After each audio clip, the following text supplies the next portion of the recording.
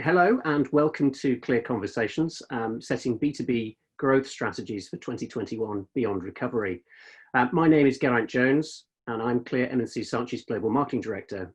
Clear is the strategy consultancy arm of M&C Saatchi, and today's session is in partnership with our friends at TML Partners, an international executive recruitment firm specialising in senior marketing appointments. It's great to see some old friends and new joining us from brands like Baker Mac, Bupa, Deutsche Bank, Eversheds, Accenture, GoDaddy, Goldman Sachs, and many more. The session is being recorded and we'll be sharing it with attendees and those who couldn't make it very shortly afterwards. For updates about future conversations and to watch recordings of this and other conversations we've already had in the series, please visit clearstrategy.com or follow us at Clear M&C Saatchi on LinkedIn. Right, on with the show. We launched Clear Conversations in April this year as an ongoing global webinar series where we discuss key strategic issues for brands, for strategists, marketers, experienced professionals and innovators. Each conversation is designed to be useful, it's designed to be specific and to add some clarity to the often confusing world that we're all operating in right now. Today's session focuses on what happens beyond the current crisis. It's not going to be straightforward or simple for B2B brands, but the pressure to think about the time beyond lockdown is growing by the day, even by the hour. And the opportunity to change for good has never been greater.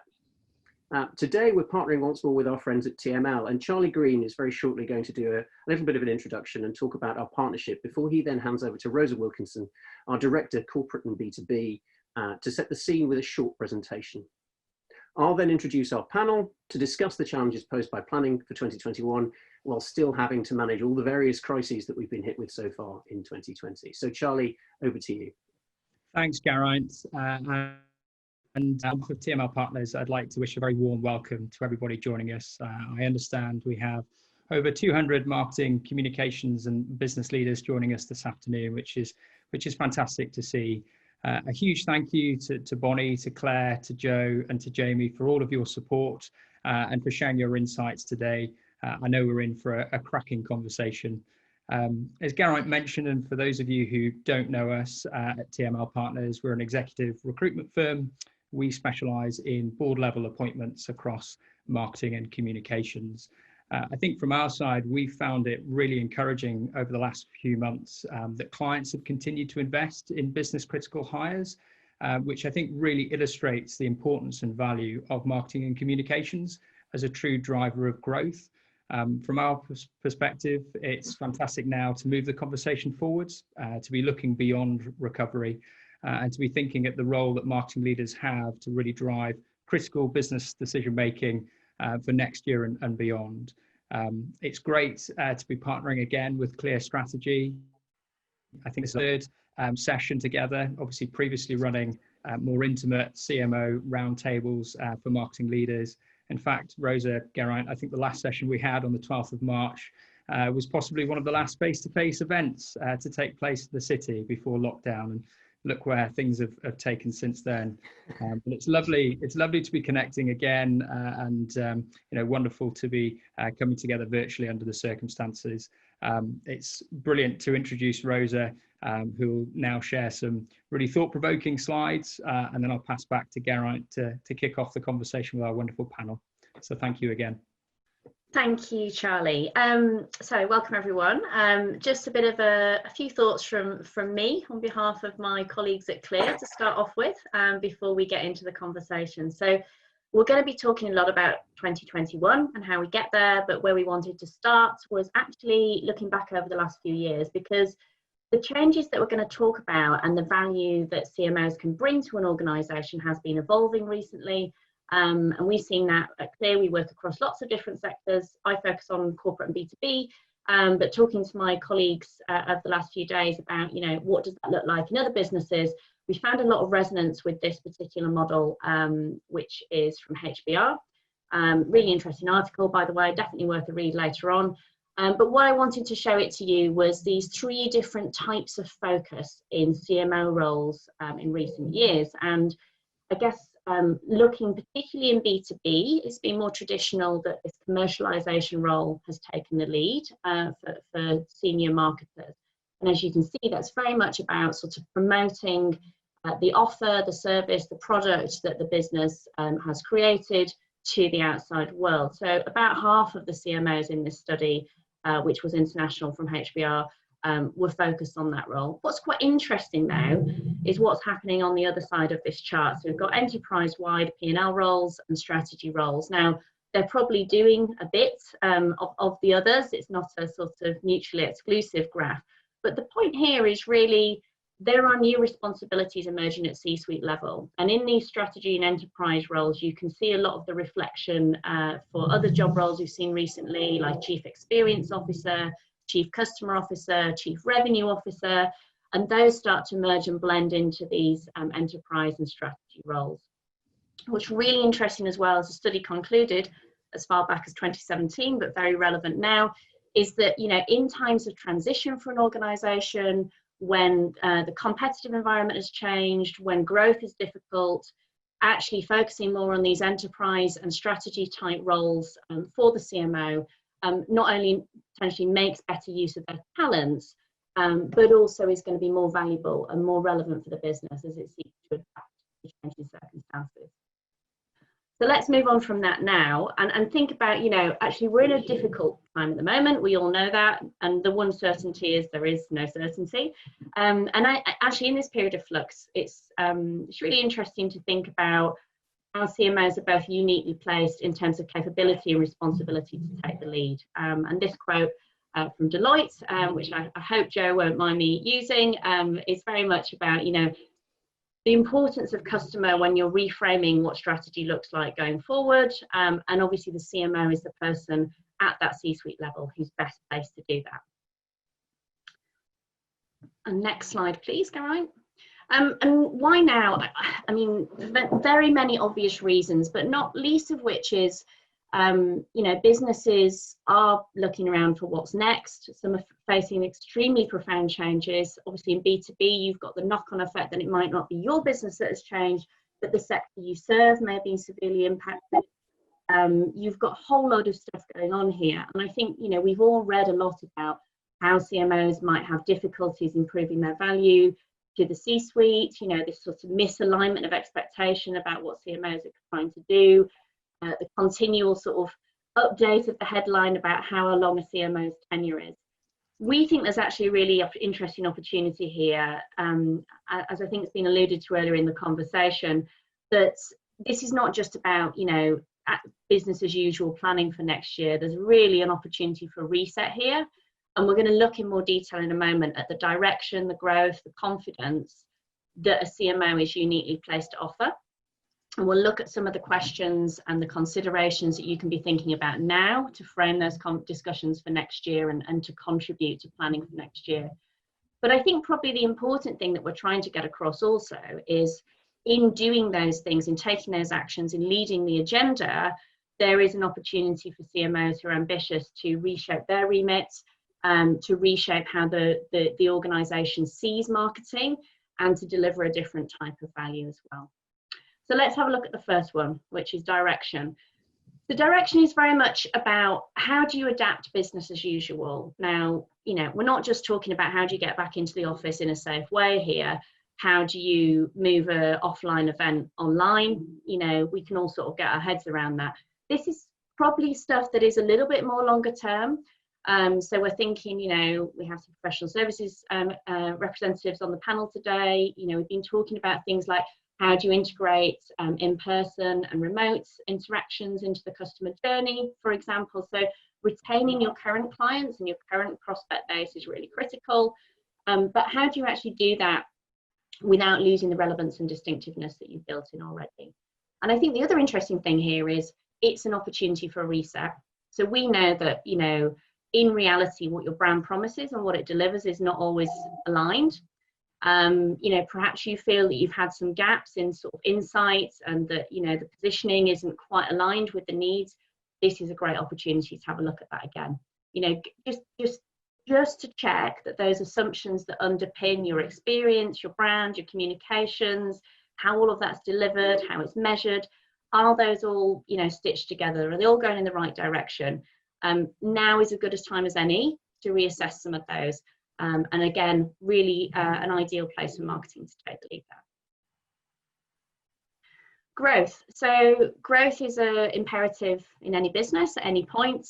We work with a lot of CMOs who are looking for, how do I grow outside of business as usual? And increasingly, as we've talked about, CMOs are being tasked with how can you help us meet this growth target, this particular revenue objective? What's the gap there and how do I fill it? Being a really important question that we're asked time and time again, but just as important there is where to play and how to win. So what are the right opportunities for your business to go after as opposed to your competition? And that's really, again, critical in managing the change. What we're also hearing from a lot of businesses is the pace of digital transformation in the last few weeks has sort of unleashed this appetite for change within some businesses, which is wonderful. And lots of things have been achieved which would have taken years and years. And minds are being opened about different ways of working. However, the flip side of that is unless someone's got some sort of corralling control over it, you're going to end up with lots of disparate initiatives and things which don't necessarily create the greatest value for your business, your shareholders, your partners, or the end customer. And then finally, confidence. So confidence is a really interesting one.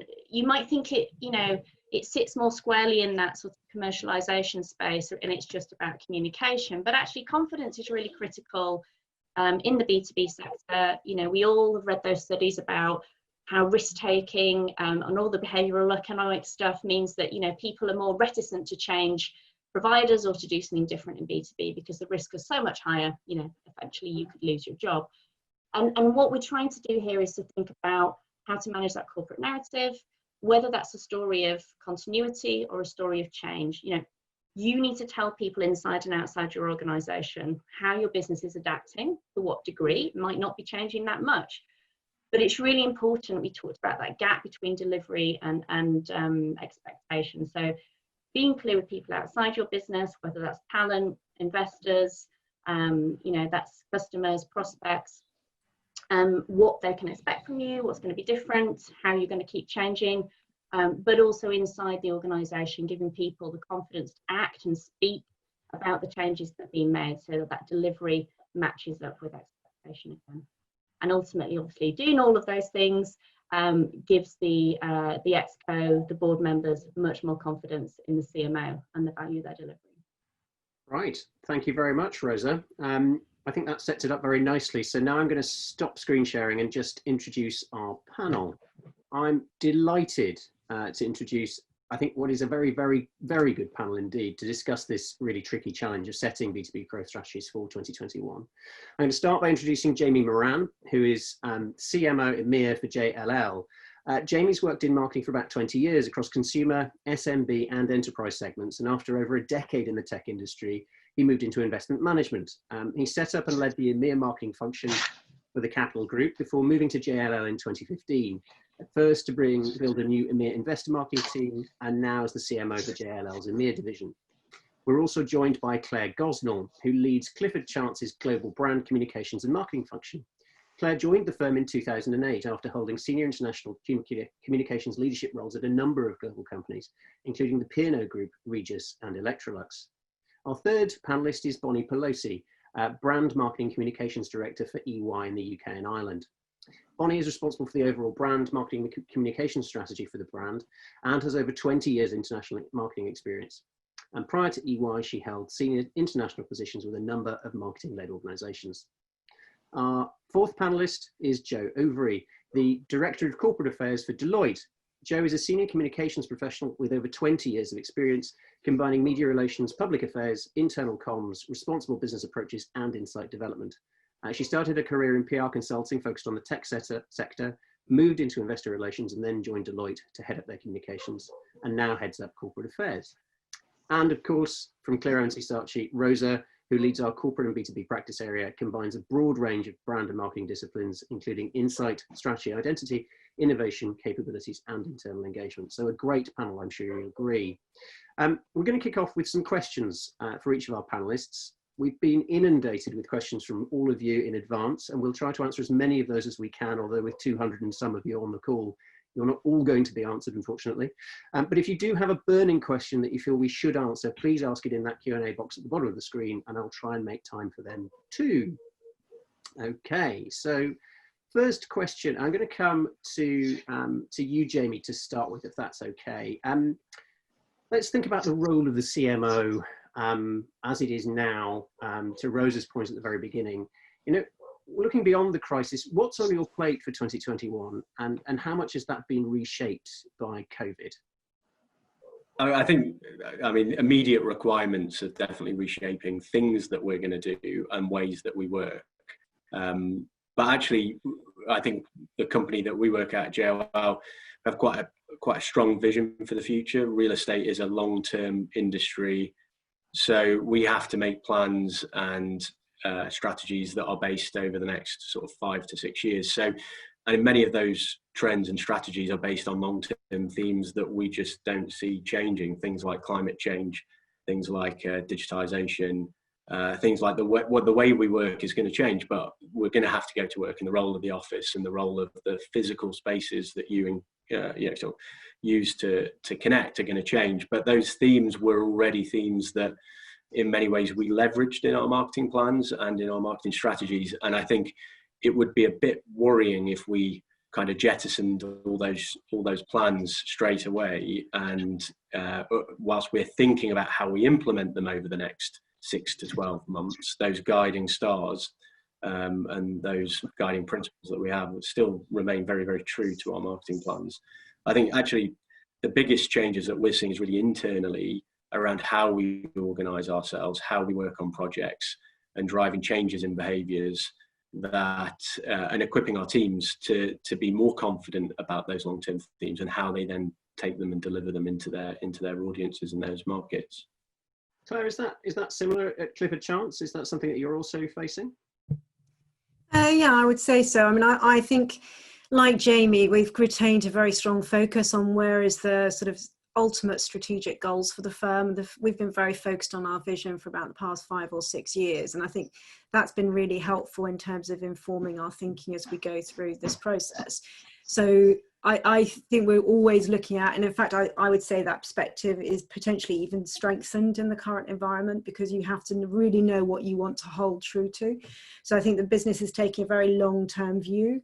But of course, in terms of what the function is doing, we need to support those long-term goals, but there is also a set of near-term priorities that we formulated where we see actually, perhaps we need to take the foot off the gas on some of the things that were on our priority list before.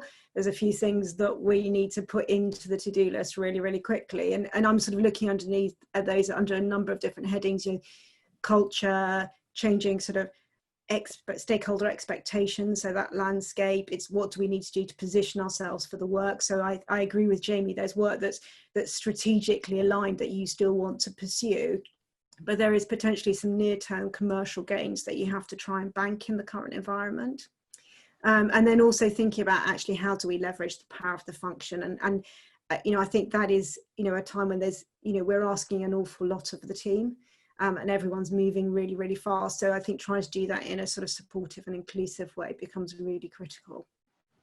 Bonnie, is that a similar challenge at EY? Have you got a similar sort of focus on keeping hold of the existing strategy whilst trying to do the kind of immediate crisis management at the same time? Yes, I think so. I mean, but I think it's a sort of a bit of a mixture, because I think that there are things that obviously will remain true and I guess stay in play in a slightly different way. But, I think the pandemic has made significant changes in how we all live, how we all work, how businesses operate, etc. And, what I've been focusing on is, in that post-COVID-19 is, things are going to look very different. So how can we re-engineer and sort of develop those client relationships, win work and engage with our people in a situation that removes all those physical meetings and sort of barriers? So part of this is one of the things that we do, but even more so now is, how do we really understand and monitor client sentiment and improve that listening to detect the shifting changes in our client perceptions and feelings and what they need, and therefore how the firm can respond sort of going forward. So, many of the touch points, don't exist currently. So we're looking at new ways of doing that. And, the rise of digital and data is absolutely helping us do that.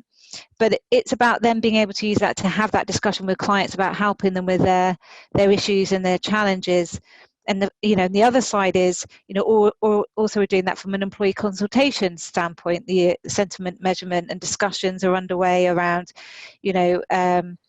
return to office working, how people are feeling, what that looks like, repurposing our communications and well-being to really focus on some of the physical and mental health piece. So using that sentiment from both a client and an employee standpoint.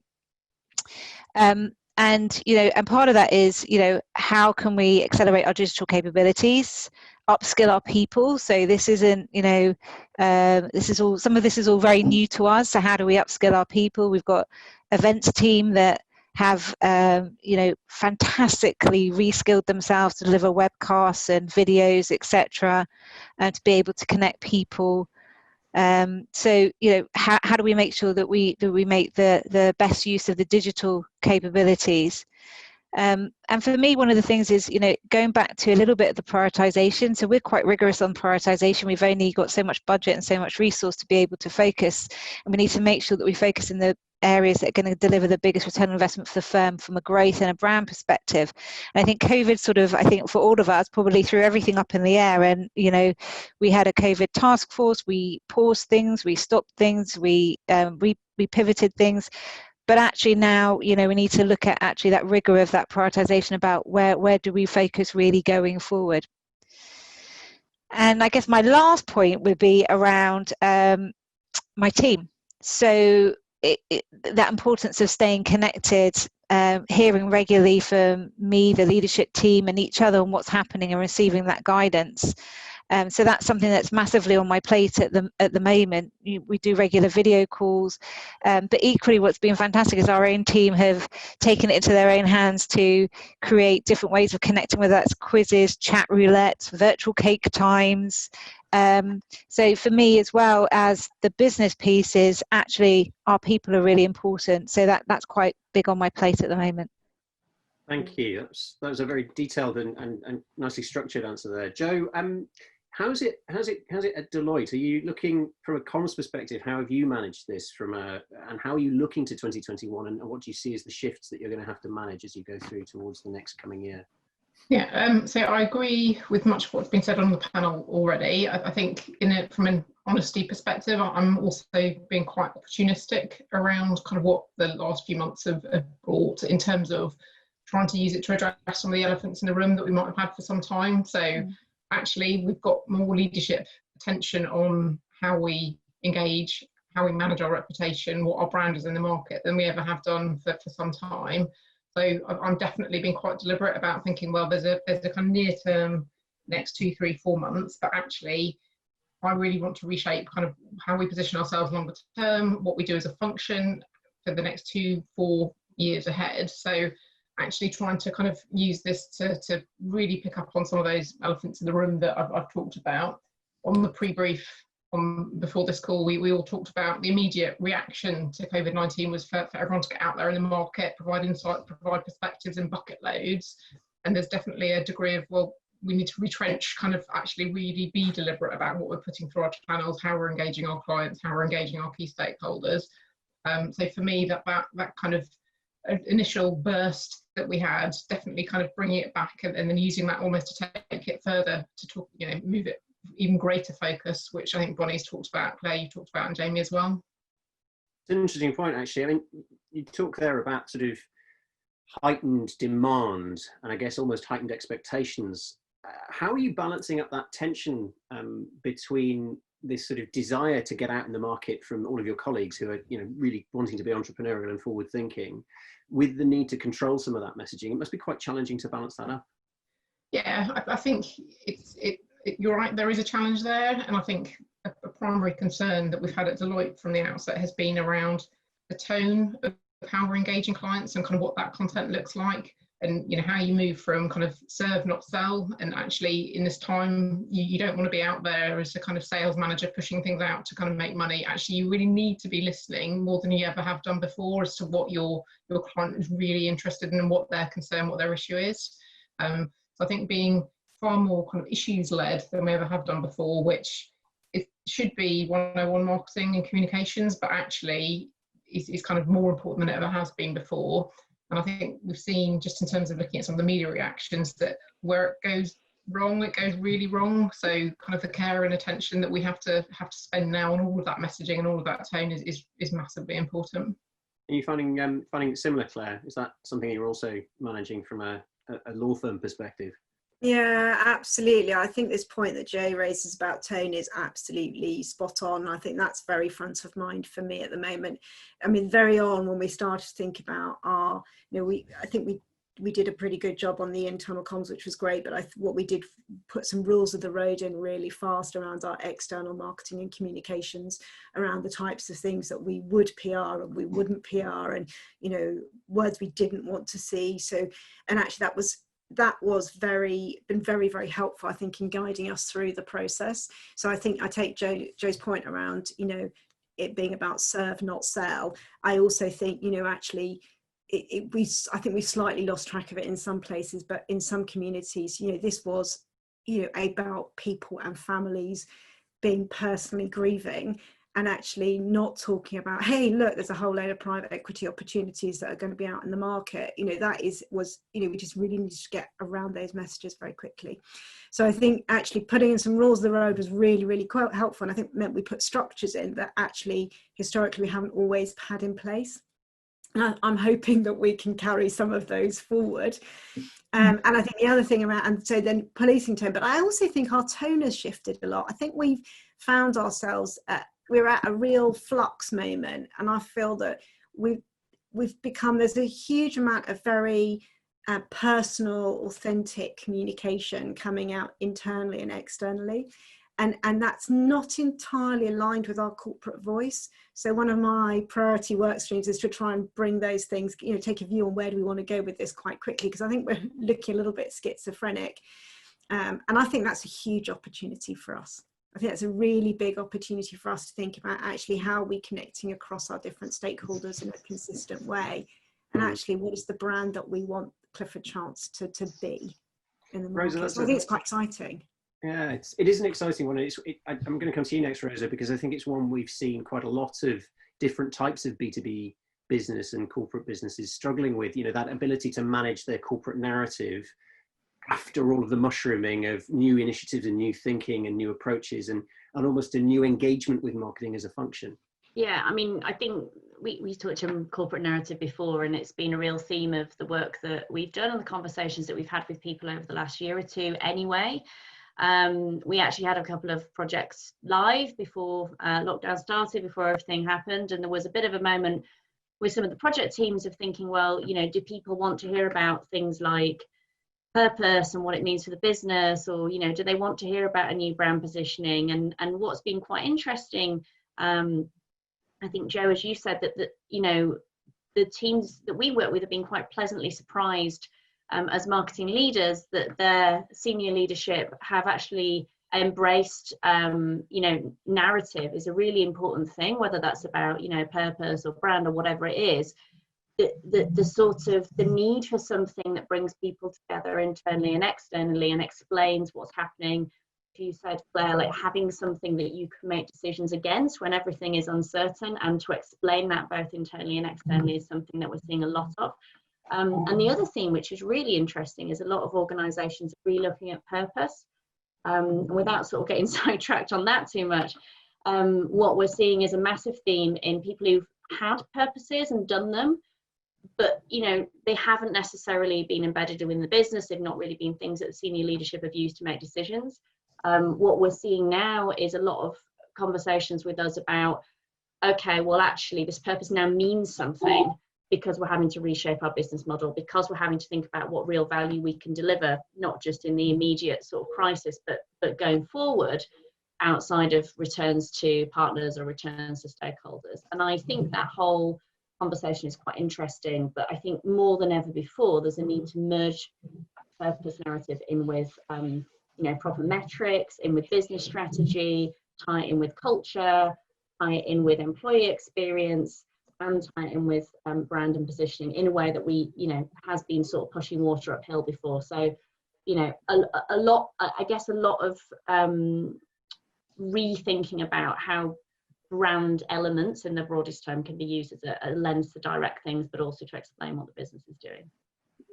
Bonnie, I'm going to come to you next to talk a little bit about the challenge of being able to do all of what Rose is talking about and all of what you were talking about at the beginning when you set the scene so wonderfully, in a situation where we're being asked as marketers to do more, either with the same resource, if we're lucky, or potentially with less resource than we've previously had, and that resource needing to upskill at the same time. How are you kind of managing that, and also managing the expectations at board level that will come from that kind of increased demand and increased need? Well, I think that, I guess the first point of that about the sort of the team and the skill sets, I think, you know, if I think about the responsibilities of a marketing communications function anyway, outside of sort of COVID-19, I think we're pretty apt at sort of changing and adapting to, you know, different sort of landscapes, whether that's, you know, the irrationality of advertising or, you know, the growing expectations of clients, etc. So if I think as a function, you know, finance function probably hasn't really changed that much in the last couple of years, but marketing communications absolutely has. So I think that, you know, that we as marketeers are quite, you know, open to change. You know, that said, the digital and analytical skills are even more crucial than we ever had sort of before. So we need to continue to focus on those and really sort of marry that analytical, creative piece even more. So, you know, it's about how do you encourage your people to acquire those new skills from themselves, but equally what you can offer as a firm to be able to sort of upskill too. So I think there's the changing need of your people there. And then I think, you know, back to, I guess, the narrative piece of, you know, I guess engaging your exec, etc. And I fundamentally sort of, I guess, believe that, you know, even before COVID-19, that, you know, there was a big focus on, you know, and pressure for companies to act responsibly. And I think this crisis has only sort of accelerated that even more. And I think the conversations with the ExCos, etc., around being able to really demonstrate those benefits to wider society and the environment, etc., to deliver what we would say is, you know, sort of long-term value to all stakeholders, both internally and externally, and not just the bottom line, is really crucial. So, you know, you have to really sort of make sure that your narrative adapts and change, but it's also about the actions of the firm sort of behind that. So, you know, at EY, you know, our story will continue to be really firmly in our purpose, building a better working world, and the long-term values of the firm focused on how we can help with society challenges and rebuilding, I guess, the UK.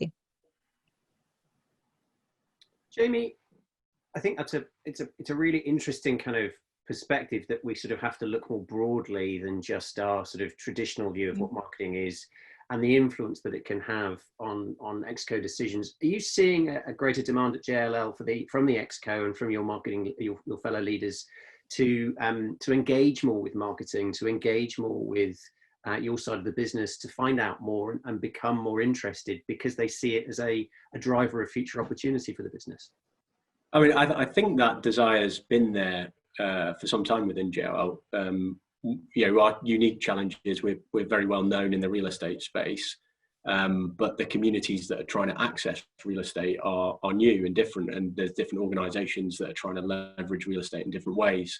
So the role that marketing has to play in order to be able to reinforce the existing relationships and then build new relationships with new clients is fairly clear there. The question is all around the tactics and the timing and the weight that goes behind those activities. And for us, I think the key was to agree a framework with the relevant stakeholders to say, well, how are we going to operationalize this change, the inevitable change in the short term, to make this right? And it meant going through a lot of detail, looking at why are we running one program in one country on the same theme and another program on the same theme but in a different way in another country, and taking a step back and saying, well, does this make sense for our clients? Does it make sense for our costs? Does it make sense for our people? And once you had that framework agreed with the ExCo, then it was quite easy to move into the teams and say, well, look, let's work together. It's a great opportunity to learn from the Paris office or to work together with the Middle East office on this particular project. But I think just asking the team to change without providing them with that kind of broader business structure and buy-in, it's a scary place to be for everybody. So let alone within the context of new working environments and different challenges and stuff happening at home. So it was a lot of, I think, rolling the sleeves up and getting into the nitty gritty of what the plan looked like in the next 6 to 12 months, and then how we were going to bring that together. And that was what really unlocked the opportunity for our people to change their plans.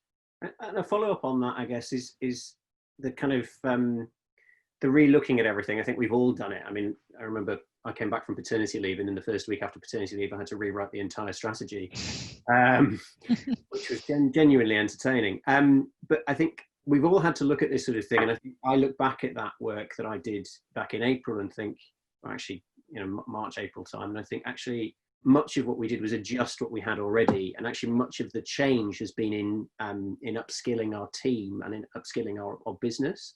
Bonnie, you're nodding there. I think let's come back to this question of teams. How have you supported? I mean, you all operate with large marketing functions. How have you supported your teams to help them to upskill and to get into a new way of working, and also to adjust to this remote working, which is so different for so many? Yeah, I mean, I think we've got to also remember our teams are quite adaptable. So, and while we all felt the pain as well about our marketing strategies and plans, my goodness, so did the teams, right? They've been working on programs for goodness knows how long, and suddenly one program stops, or pauses for like 3 or 4 months. And that's quite disheartening. They put a lot of planning, as we felt, absolutely sort of, that's how our teams felt as well. And it's I guess it's sort of recognition that it's not that the plan was no good. It's like the change in the sort of the environment. And we were quite quick to, as a leadership team, get together and really quickly plan. So what are we going to stop, start, and pause doing? And then therefore, how do we reshuffle the teams? So if one project stopped, what could we put them on, etc. And people were fantastic as well as putting their hands up and rolling their sleeves up and just getting involved. There was countless examples of my team that we had a COVID-19 task force set up across the firm, of which we were a key part of and driving that forward. And but it couldn't be 2 or 3 people in brand marketing communications, so we brought other people in, and people were great putting their hands up to get involved in that. So I think it really shows that actually in a crisis, etc., people and teams really do come together really, really well. I think adjusting to work remotely, I think one of my team members put it really well, is like we're all in the same storm, but we're all in different boats. And it's sort of trying to recognize that yes, we're all working from home, but we've all got different environments going on behind the scenes, shall I sort of say, and it's treating each other with a lot of empathy, and also being transparent with one another about times of working, etc., and things like that, and the support behind there to be able to have those conversations and at times difficult conversations. I think, for me, there was about consistent and regular communication and being transparent around what's happening, the reasons why, and what the next steps are, and what that means for our people. But I go back to, it can't just be you and the leadership team. It's also about the full team. So if I look across my team, there were so many great initiatives that got kicked off. We had, like I said, live exercise classes. I mean, something for everybody. And that's where a really good team sort of comes together and supports one another through what is quite a difficult time as we all start to get used to working from home. Joe, has that been similar at Deloitte? I can see you nodding away furiously. Yeah, I think I certainly agree with Bonnie around being really sensitive to the different reactions that everyone in the team will have, and in some ways this type of environment plays to a certain character who might be more forthcoming or likes things shifting and changing, and the adrenaline that comes with this type of environment and having to respond quickly. So I think being hypersensitive to that has been massively important. In equal measure, I think it has presented a lot of opportunities for parts of the team where things have been mixed up in ways that would never have been quite in the way that they have done over the last few months. So whether it's task force or particular campaigns that have kicked off that weren't there before, bringing different elements of teams together and blending who's doing what, much more so than I think we ever have done previously, has been really interesting, and I think a really good thing for lots of members of the team, either to get to know other individuals that they've never worked with, or try their hand at something that they wouldn't have done before, but because there's a need and a kind of a gap to fill, they've stepped up and been able to do it. Yes, I think it's really interesting to see how different teams have responded. I think the other thing that we've seen, both in terms of sort of the changes that are affecting the marketing and communications function and the wider business, is an increased focus on the client or the customer experience. So I think one of the things that's most interesting is the rapid digitization of that client experience as a result of COVID, and therefore the increased focus on digital channels from our stakeholders from around our businesses. Jamie, I'm going to come to you. That digital transformation over the last few weeks, has it changed dramatically who owns or who looks after or who is interested in the customer experience now within JLL?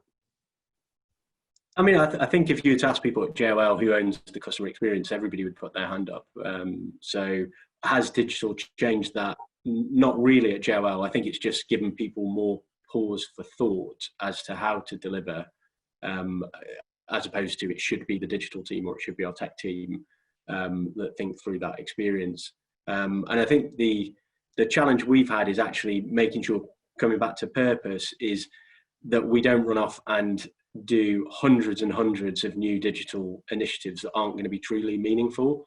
And so it's been about stepping back and really understanding, well, what is actually going to change about the client journey, either from a marketing perspective or an actual transactional perspective, that requires us to think differently about digitization. And in the case of real estate, if you're going to buy a skyscraper, it's very unlikely you're going to do that online. You're going to want to visit that building and you're going to want to actually see what you're spending your $1 billion on. But the experience can be different in that journey. We can help take the 20 products that they might be considering purchasing and put that into a digital experience to whittle it down to 5 that you are now going to physically go and visit.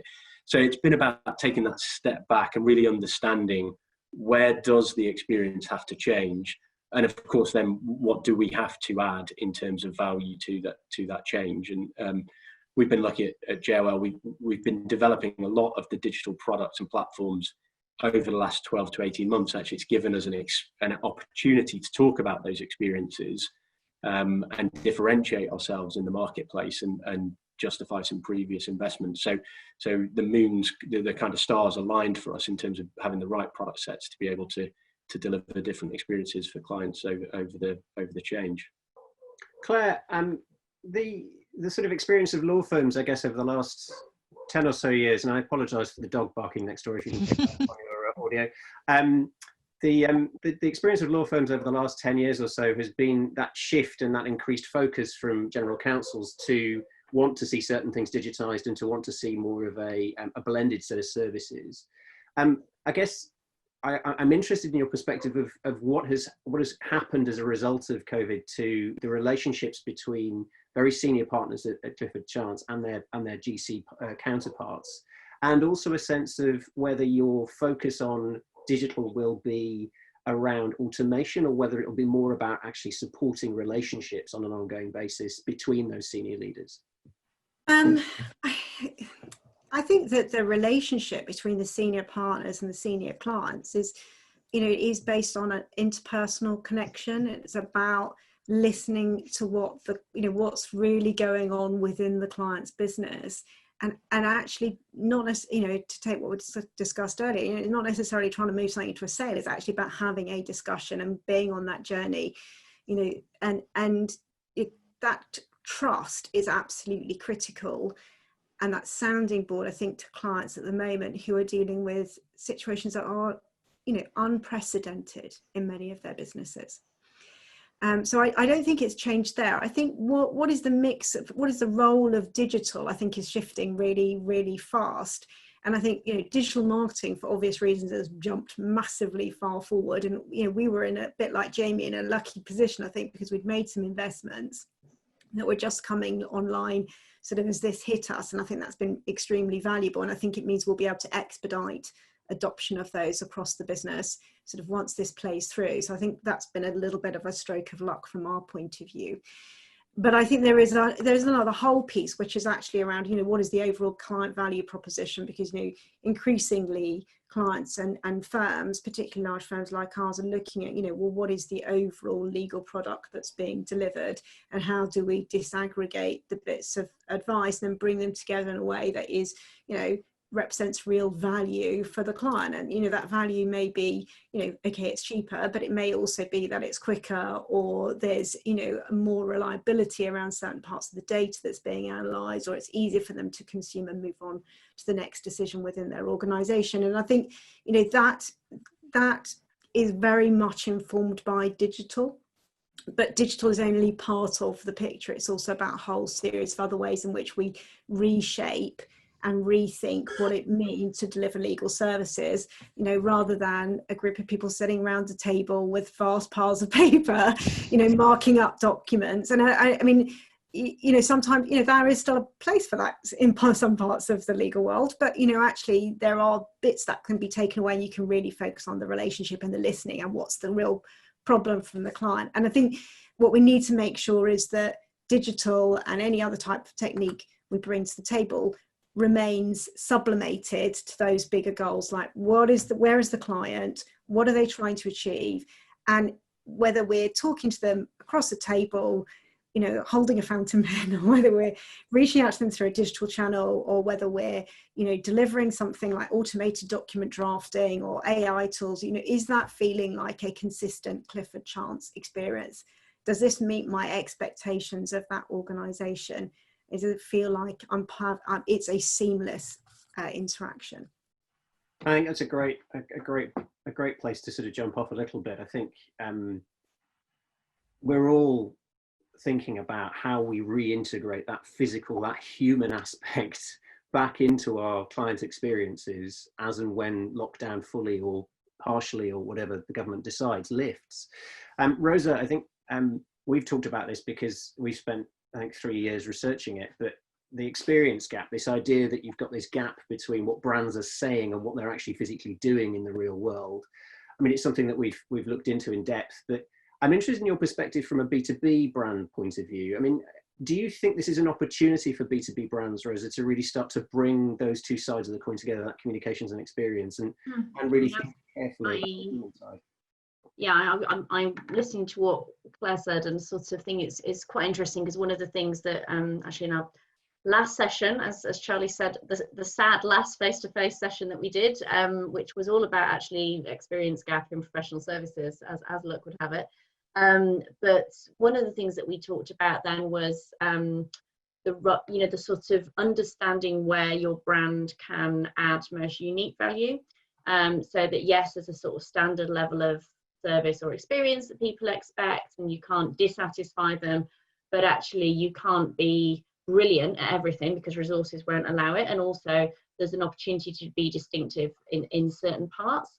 So I think there's I think that COVID and the changes it's made to our working environments both make human interaction more and less valuable for different parts of a client's experience, and one of the things will be about understanding how that's changed and how to manage it.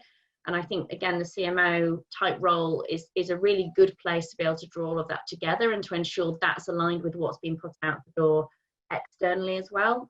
So we might see, for example, I would expect there'll be lots of things that we've all done which have become much more efficient, having done them offline and not having to deal with a human being, which may reduce the opportunities that we've had in traditional, face-to-face selling, or sort of points in the research process where we would like to talk to clients and customers and prospects, but now they're just quite happy to sort of skip forward and looking for sort of easier ways to digest that remotely.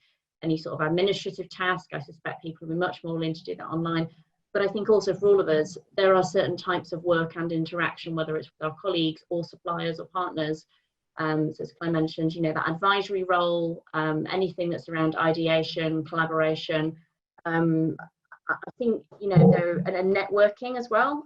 All of those types of things, we need to find ways that those can happen in person still, because I think we've all experienced those bits of an experience, whether it's an employee experience or a customer experience, that are just so sadly lacking in humanity and warmth. And obviously for a large part of B2B, particularly where it's been delivered by people as some sort of service or advisory offer, you know, it's the distinctiveness of the culture that shines through and creates that differentiation and creates that emotional connection in market. So that will be a really critical thing to manage, because you can't just shove everything on Zoom and hope it works.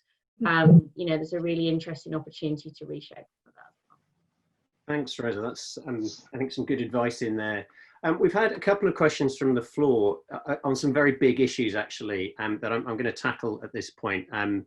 I think I'm going to combine one or two of these questions into a sort of a broader question around the issues that are going to dominate the discourse for our brands post COVID-19. We've had a very good question from Craig Welsh around the idea that actually lots of brands are now very strongly coming out to put their case in place around anti-racism based on what's been going on in the United States and around the world the last couple of weeks. And then Campbell McPherson's asked about sustainability and responsible capitalism, both of which are two big issues that have been kind of combined together and have been talked about as potentially quite significant drivers of change in the post-COVID economy. So both anti-racism and sustainability are two enormous issues that sort of transcend the sort of short-term piece of COVID. I think, Bonnie, I'm going to come to you to talk about the sustainability piece, and if you want to sort of touch on the anti-racism part as well, I'd be very happy for you to. But you mentioned yesterday when we talked that sustainability and reshaping the kind of British economy and beyond is important to EY. What's your perspective? Do you think you're going to be increasing the amount of messaging and increasing the focus on those two enormous issues as the world kind of comes out of COVID? I think it's well, I don't think it's necessarily just for EY, but I think for business in general. And I think, you know, obviously what Campbell has said about, you know, the burden of debt, etc., for customers and fighting for survival is absolutely sort of right at the moment. But when you sort of look at what we call the now, next and beyond sort of framework, when we're talking with clients and actually how we look at our business, is there's a now as far as surviving the current situation, but then there's firms that are moving into the next and the beyond phase. And actually, when you look at that, you know, the contract between social, you know, between government and business would be slightly different. So, you know, new social contract, globalization. So, you know, some of those trends that will be coming through, I think in the foreseeable future, will be ones that we need to, as a business, not just EY, but I think just business in a whole, will be focused on. And, you know, and I think one of the things for COVID-19 that I think that's sort of being brought up is inequality, etc. on you know, how do you balance that a lot better? So I think that those issues won't disappear. I think that right now is the survival piece, but I think, you know, as you sort to go into the now and then the next and beyond phase is, you know, when you're looking at new technology for, you know, whether it's a piece of IA or whatever it is within your business, are you looking at it through a sustainability lens piece, and how can you improve your sustainability aspect of your firm? So I think that you'll start to see it coming more through businesses going forward. Joe, do you want to sort of have a look at that one as well? I mean, what's your perspective on Deloitte having to manage both of those two big issues, the anti-racism issue and the sustainability issue, more overtly in communications as we move into 2021 and beyond? So I think there is an expectation and a real need that businesses can't not address them, and they're failing if they don't address the kind of the issues and talk to their people about it and make public what their views are. I think we've seen a lot of, not criticism, but questioning and kind of some sharp comments around, you know, are words enough? You actually have to do something meaningful about it, not just kind of portray the dreadfulness of it. So I think certainly from Deloitte's perspective, you know, how we respond to that and how we make sure we are doing something incredibly deliberate that is inclusive of everybody's views, both within our firm and our clients and all of our stakeholders, and making sure it's meaningful and not just tokenistic. So I think it's definitely struck kind of businesses, you know, 100%, I don't think there are any businesses that will deny that it hasn't in some way, shape or form provoked really, really important discussions at kind of across their leaderships and beyond, and all that with all their people. I think the real kind of care and attention now comes to the what and kind of how businesses respond to it, and make sure it isn't just the kind of great words that your communications team have put together for you. What is it really deliberate that you're going to do about it? I really agree, Joe. I think, you know, a lot of businesses will be, you know, ours included, yours included, asking ourselves, are we doing enough? Yeah, I think it's a good place to wrap up, because we are coming up close to time. I think it's been a really good discussion. I just want to cover some of the points that we've gone through. I think we've sort of learnt that one of the most important things we can do at this point in time as marketing leaders is to think about, you know, how we are supporting all of our different stakeholders, not just the external audiences that we have, but our internal audiences. And in particular, you know, it's very clear from everyone who's spoken today how important managing and supporting their teams are to the success of actually not just transitioning through the COVID crisis, but actually how we're going to succeed beyond it. We've talked about the need to balance these competing calls on our time, you know, the need to balance actually doing the right now stuff that's absolutely hair on fire, must get done today, with the need to actually look longer term and to think strategically. And I was really interested in the points made by all of our panelists about having the moment to step back and think, actually, how much of the stuff that we had before is still valuable, is still useful, is still strategically relevant to the future that we're going into, and how can we adapt and see it through different lenses, but actually maintain that core thread that makes it very clear who we are as a business. And we talked a little bit about this human and digital balancing act that we're all going to have to face when it comes to the client experience. I mean, we're entirely digital at this point, but how do we maintain and reintegrate the physical side of the business in a way that doesn't feel odd, that doesn't feel difficult, and that also adds additional commercial benefit above and beyond what we've been doing through the crisis in these sorts of forums. And then I think the final piece is obviously managing the bigger issues that will transcend COVID. And I really appreciate the questions from the people outside of the panel. These two enormous issues of anti-racism and sustainability, we expect to dominate the discourse and should dominate the discourse for some time to come. And to Joe's point, absolutely, it's about actions speaking louder than words. I think there's a lot of words being spoken about both of them, but this feels to be an opportunity where we can actually direct some real action to make some real change happen. And on that note, I think it's been a fantastic and really fascinating discussion. Thank you so much to my fantastic panel, Bonnie Pelosi from EY, Claire Gosnell from Clifford Chance, Joe Overy from Deloitte, and Jamie Morgan from JLR, and of course, Rosa from Clear. Thank you again to TML Partners, who have been a superb partner and who've managed to create such a fantastic audience for today's session. And I will remind you all that you can get a copy of this in the next couple of days. It will be on clearstrategy.com. It will be up on LinkedIn. If you follow @ClearStrategy or @TML Partners, you'll be able to get a recording of this later this week. Thank you so much, and enjoy the rest of your afternoon and have a great week. Thank you. Bye-bye.